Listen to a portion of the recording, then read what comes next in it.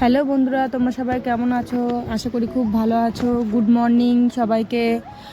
আর আমি অনেক দিন ধরে ভিডিও দিইনি। আমার শরীর খুব খারাপ ছিল, খুব জ্বর হয়েছিল। 2 সপ্তাহ মতন জ্বরের থেকে উঠতে পারিনি। তারপরে ভালো করে ভিডিও দিতে পারিনি। আর এই যে সকালবেলা এখন উঠলাম, উঠে সব বাসি বিছানাটা আগে গুছিয়ে নিলাম। গুছিয়ে নেওয়ার পরে সব কাজকর্মগুলো গোছাবো, বাসন মাজবো, সমস্ত সব কিছু করবো। হ্যাঁ, তো ভাবলাম তোমাদের সঙ্গে সবাইকে শেয়ার করি আমার মানে কথাগুলো। তারপরে দেখছি ফ্রিজে কি আছে, দেখে নিই। মাছ আছে, মাছ বার করবো, করে মাছ কাটবো, মাছ কেটে বাসন মাজবো। দেখো আমি নিয়ে যেতে পারছি না, একটু 2 হাতে করে কীরকম কষ্ট হচ্ছে। তো আমার ছেলেকে বলছি, বাবু ফোনটা ধরতে একটু। আমার ছেলেই ক্যামেরাম্যান হয়েছে। এই যে দেখো বাড়ির সামনে কত জঙ্গল হয়ে গেছে, এত পরিমাণে জল জমে গেছে। আরও তো অনেক জল জমে গেছিলো। আর তখন আমরা বেরোতে পারছিলাম না, এরকম অবস্থা। তারপরে বটিটা আনতে পারছিলাম না। আমাদের একটা দাদার ছেলেকে বললাম বটিটা এনে দিতে, তারপরে এনে দিয়েছে। এই দেখো কত সুন্দর সুন্দর রজনীগন্ধা ফুল এসেছে গাছে। আমার গাছে সব ফুল ফুটেছে। দেখো দেখো কত সুন্দর সুন্দর ফুল ফুটেছে। এই একটা গাছে ফুল ফুটেছে। তারপরে এই দেখো কত সুন্দর সুন্দর ফুল এসেছে। আমার বাড়ি কর্তামশাই লাগিয়েছিল ফুলগুলো, আর আমি খুব বক বক করতাম। কিন্তু এখন যখন ফুলগুলো ফুটছে তখন খুব ভালো লাগছে দেখতে। এই গাছটা আমি লাগিয়েছিলাম, দেখো কত সুন্দর ফুল হয়েছে। দেখো কি সুন্দর লাগে, দেখো। তারপরে আমি ভাবছি যে কি করব আমি বসে বসে, তাহলে এগুলো মাছগুলো কেটে নিই ভাবছি। তারপরে পরে বাসন মাজবো। আর সকালবেলায় তো কর্তামশাইকে রুটি করে দিয়েছিলাম, সকালে টিফিন করে দিয়েছিলাম, নিয়ে কাজে চলে গেছে। আর এই যে তেলাপিয়া মাছ দিয়েছে, কাটবো এখন। কেটে তারপরে রান্না করতে যাব। আর এই যে দেখো মাছটাকে, দেখো দেখো কেমন মাছগুলো আমি ঠিক করে ধরতেও পারছি না, এরকম হচ্ছে। শুধু হাত পিছল খেয়েই যাচ্ছে।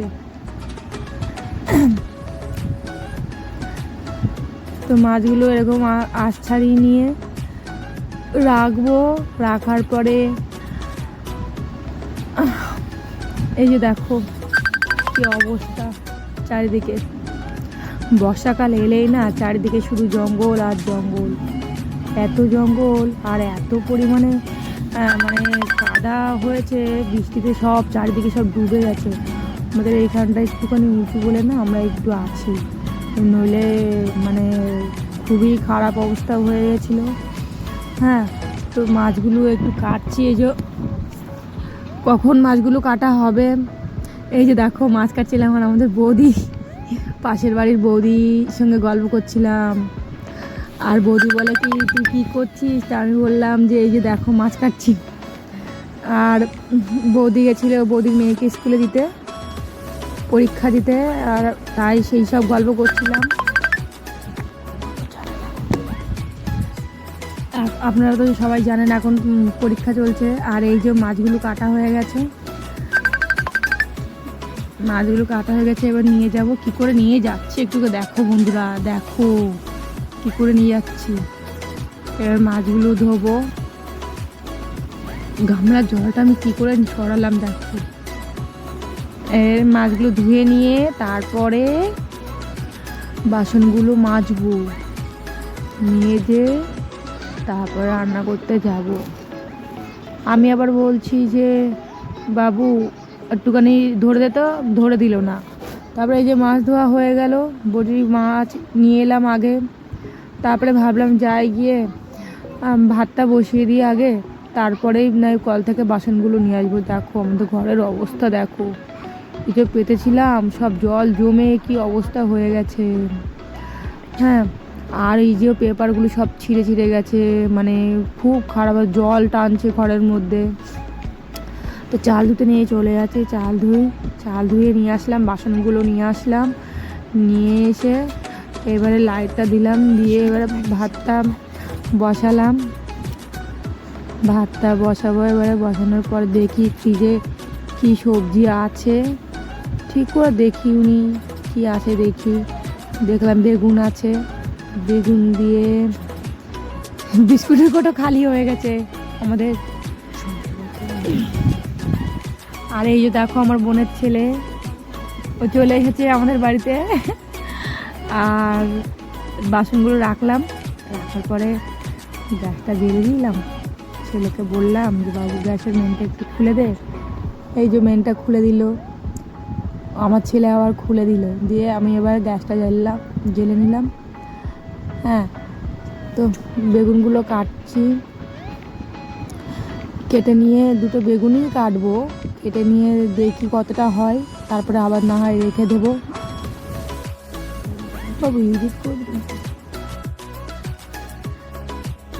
বেগুনটা কেটে নিলাম, নেওয়ার পরে দেখছি কতটা কি হয়। জল তুলে দিলাম বালতি থেকে, নিয়ে বেগুনটাকে জলে ভিজিয়ে কাটলে না কি বলতো, বেগুনের যে কষ্টটা হয় না সেটা বেরিয়ে আসে। বেগুন কেটে জলে দিতে হয়, এটা আমার দিদা শিখিয়েছিল আমাকে। আমি আগে শুকনো তরকারি কাটতাম, কিন্তু বলেছিল দিদা যে তরকারি কেটে কখনো শুকনো রাখতে নেই। তা জানি না এর মানেটা কি। তো বেগুনগুলো কাটলাম, কাটে তারপরে এদিকে কড়া বসিয়ে দিয়েছি। দেওয়ার পরে এত কি বলবো, দেবকে দেবো না অর্ধেক বেগুনটা আবার ভাবতে ভাবতে এদিকে মাছে নুন হলুদ মাখবো।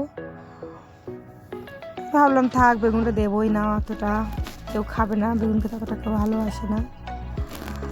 তো নুন দিলাম, হলুদ দিলাম, মাছটাকে নুন হলুদ মেখে নিলাম। নেওয়ার পরে ভালো করে ঝাঁকিয়ে নিলাম। ঝাঁকিয়ে নেওয়ার পরে কড়াইতে তেল দিলাম, মধ্যে কড়া গরম হয়ে গেছে, তেল দিয়ে দিলাম। তেল দেওয়ার পরে কড়াটা এবারে মাছগুলো দেবো, তার মধ্যে ভাবছি তেলটা গরম হোক আর আলুগুলো কেটে নিই। আলুগুলো না, এখন সব আলুগুলো সব শুধু খারাপ আলু বেরোয়, জানো তো বন্ধুরা। তো এখনকার আলু যে প্রথমে বেরোবে, বেশিরভাগ কাটলে এরকম বেরোয়। তো যাই হোক থাক, মাছটা দিয়ে দিলাম তেলে। তো মাছ কি কাটা ফাটছে দেখো, তেল ছিটাচ্ছে। আমি না আপনার ঢালটা ধরেছি, ঢাকা দিয়ে দেবো ভাবছি না, তারপরে ঢাকাই দিয়ে দিলাম। হ্যাঁ, তারপরে ভাবছি আবার আলুগুলো কাটি। আর মশলা করতে শুরু করে দিলাম। মিক্সিতে কাঁচা লঙ্কা, জিরে, আদা সব বেটে নিচ্ছি। তরকারিগুলো বসিয়ে দিলাম। মাছ ভাজা হয়ে গেছে, ভাত হচ্ছে একদিকে, আর একদিকে তরকারি রান্না করছি। তাড়াতাড়ি করে করছি, হাতে কাজ ছিল অনেক। এদিকে মাছের ঝোল হয়ে গেছে, আর ভেন্ডি পোস্ত বানাবো বলে তার জন্য তেল দিয়েছিলাম। আর ভাত তো হয়ে গেছে, এদিকে রান্নাটা বসে দিয়েছি। জায়গাটা একটুখানি মুছে নিলাম। মুছে নেওয়ার পরে ভাবছি ঘরটা একটু ঝাড় দিয়ে নিই, ঝাড় দিয়ে পরিষ্কার করে নিই। তার দেখলাম ঝাড় দিয়ে নিই। ঝাড় দেওয়ার পরে আর ওদিকে তরকারি হচ্ছে।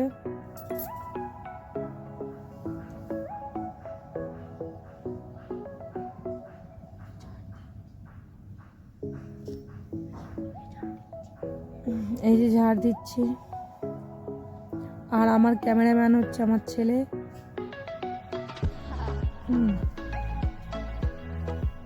হাতে অনেক কাজ আছে, ঝাড় দিয়ে নিলাম।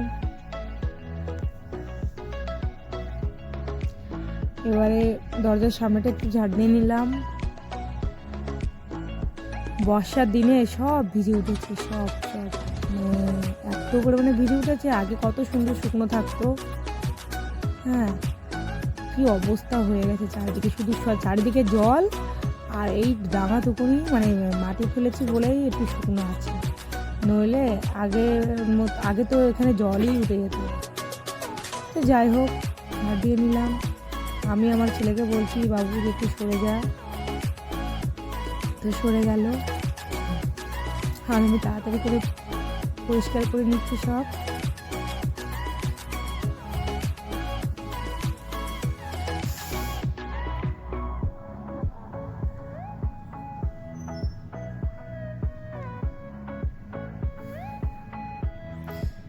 দেখো উনুনগুলো কি অবস্থা করেছে, আমরা উনুনে রান্নাই করতে পারি না। হ্যাঁ, এদিকে ভেন্ডি পোস্তটা হচ্ছে, হয়ে যাওয়ার পরে নামানো হয়ে গেল। আমি ভাবছি একটু মেশিনে বসি। রান্নাটা হয়ে গেল, তো এবার ভাবলাম একটু মেশিনে বসি। এই যে মাল করতে করতে ব্যাগ করতে করতে এভাবে রেখে দিয়েছিলাম, তো ভাবলাম অল্প কটা কিছু কিছু করছিলাম, আবার কিছু কিছু রাখা ছিল। তো আমি ভাবলাম যে এগুলো কমপ্লিট দিয়ে দিই। আর আগে কিছু করে রেখে দিয়েছিলাম। হ্যাঁ, তো এই ব্যাগগুলো করে রেখে দিয়েছিলাম, তারপর ভাবলাম যে এগুলো একবারে করে দিই, তারপর স্নান করবো। তো মেশিনে বলেছি, দেখি ববিন নেই, আর ভালো লাগছিল না। তা কী করবো, মালগুলো তো তুলতে হবে।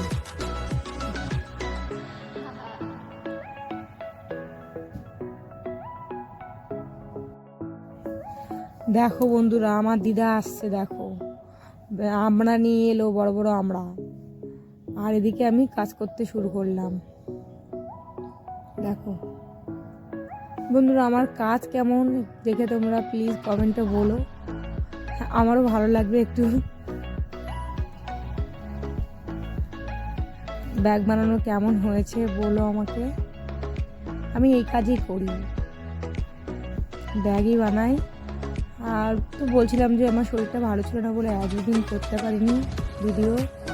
হ্যাঁ, আর যে কটা দিন হচ্ছে দিয়ে যাচ্ছে, কিন্তু এখন তো হালকাটার সময়, তো তার জন্যই একটু ইয়ে আছে। আর পুজো আসছে সামনে, হ্যাঁ, তার জন্য একটু ব্যাগের কাজটা হবে। তো পাচ্ছি না বলছি, তাও বলে আমার মালিক বলছে যে 50 পিস করে হলেও করে দিতে। তো করছি আস্তে আস্তে সব দিক ইয়ে করে। শরীরটা তো আগের মতো সেই নেই, তাও করছি আস্তে আস্তে।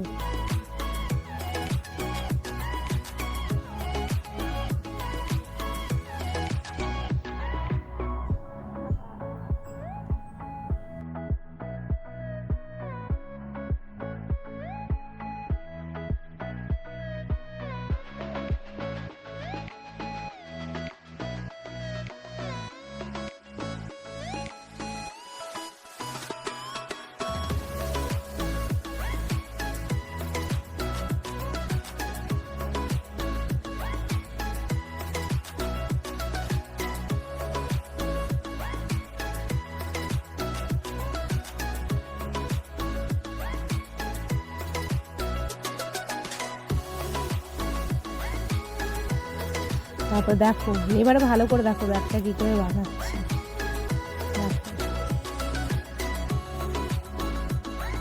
দেখে বলবো বন্ধুরা কেমন হয়েছে। হ্যাঁ, এটা আমার প্রত্যেক দিনের কাজ, কিন্তু শরীর খারাপ ছিল বলে করতে পারতাম না। মানে কোনো অকেশন ছাড়াই মাল হয়, সবসময় কাজ হয়, টুকিটাকি কাজ হয়, কিন্তু আমি সবসময় করতে পারি না, আমার খুব ঘাড়ে যন্ত্রণা করে। আর বন্ধুরা, তোমাদেরকে বলে একটা কথা, আমার এই ভিডিওতে তোমরা সবাই সাবস্ক্রাইব করো, আর কমেন্ট করো, লাইক করো, আমার পাশে থেকো। আর যদি আমার চ্যানেলটাকে সাবস্ক্রাইব করো, তাহলে আমি নতুন নতুন ভিডিও দিতে পারি। কমেন্ট করবে, হ্যাঁ, আমার খুব ভালো হয়। আমি নতুন নতুন ভিডিও দেবো তোমাদের জন্য দেখার জন্য। আর যদি কমেন্ট করো তাহলে আমার খুব ভালো লাগবে। প্লিজ আমার পাশে থেকেও সাপোর্ট করো।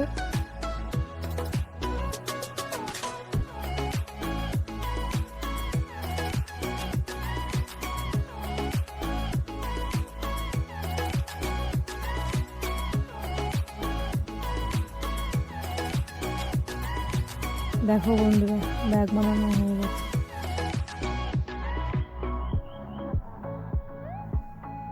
দেখো এই জমা ব্যাগ সব কমপ্লিট হয়ে গেছে। তারপরে স্নান করে আসলাম, মাথা মুছছি, দেখো গামছা আর খুঁজে পাইনি, দেখো যেটা পেয়েছি সেটা। তারপরে এই যে স্নান করে ভাত খেতে গেছিলাম।